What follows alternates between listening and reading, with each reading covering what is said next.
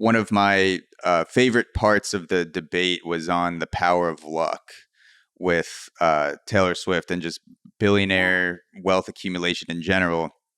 And I don't think about how lucky I am in life enough, whether it's physical or mental capacities, the family you're born into, the location that you're born into. How do you view the interplay of getting lucky and getting wealthy? So I think it's a massive amount of it's luck. Like for one thing, I think there's just a massive amount of luck associated with talent. Just having being a talented person. So like, I like the NBA. So like look at like what the determinants of success are in the NBA, and height is just huge. Just if you're lucky enough to be 7 feet tall, like Chet Holmgren, then like, Hmm. wow, that's so lucky that he's so tall that he can be so good at basketball in that way.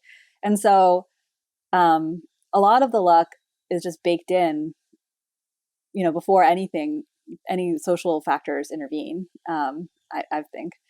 Yeah. And then also, people have the luck of being born in a productive society like America, where they're born, the family they're born into, having parents that support them. I grant all of that. Those are all huge drivers of inequality. The question is, how should we respond to the fact that there's a massive amount of inequality because of these unearned advantages? Um, and I think that the fact that there's inequality per se isn't something that we should be objecting to or find objectionable, Mm. because I think a lot of times when people have that kind of egalitarian impulse, they're always looking at the people who have more wealth and status than them, but they're not looking at the ways in which like their own ability is a matter of luck, or their own position is like really privileged as well. And people don't generally like look down, like they don't think of themselves as being the rich ones. But of Yeah. course, like living in America, we're all like massively advantaged relative to almost everybody for all of human history, and almost everybody in the world right now is just like massive amount of luck. And then nobody notices that or seems to care. And then they look at like a billionaire like Elon Musk and they're like, oh, look at that guy. Billionaire shouldn't exist. But it's like, Yeah. you're a billionaire in the course of human history. And so Yeah. instead of thinking about who has more, I think that we should focus on who has enough. But Mm. the question of who has enough is much harder to answer, because that involves thinking about what matters in life, what does it take to have a good life. We have to answer a whole lot more questions. Like it's very easy to look at a graph and say whether it's equal or not. It's a lot Yeah. harder to look at the floor and think whether that's enough. Yeah. It's also funny to see the net worth of $1 billion and go, there has to be something particularly sinister about that. Like if that person was worth 700 million, that they wouldn't be pretty much the same person as with $1 billion. Like when their Chase account or wherever they're keeping it. If they're keeping their money in a Chase account, they're probably not going to be a billionaire for long. But like that 1 second where it changes Yeah. to $1 billion, all of a sudden like some switch turns on and it's like, well, now I'm walking around, planting chips in people or whatever, as opposed to just being exactly who you were before that.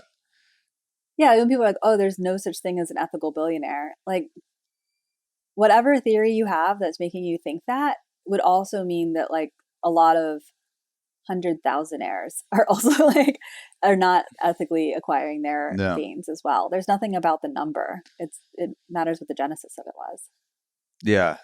Yeah. It's, and I'm sure I do this in other areas as well, but taking the end game, taking the end amount, and then extrapolating forwards of this must be uh, this must be something that's not good. Seeing $1 billion and then going like, okay, for some reason this is not a good thing. Let me now dig and figure out what that thing is. I wonder if too Yeah.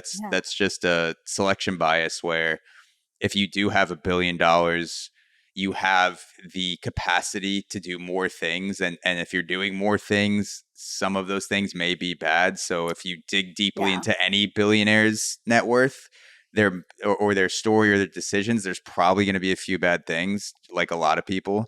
But then Yeah. that gets tied back to like, oh, this is because they're a billionaire. I do think it's part of like, we have this impulse where we feel really vulnerable if somebody has a ton of power.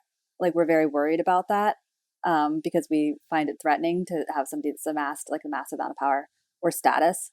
Um, but then it's weird to me that like people don't look at the government as also like this insanely high status, powerful thing. So Mm, I'm sort of like, no one should be a billionaire. Well, no one should command an army. Like it's like, yeah. there's a bunch of inequalities in power and status in our society. And I'm like way more comfortable with the inequality of power and status of people having more money than the inequality of power and status of people having more authority to use violence against people, which Yeah. is government power.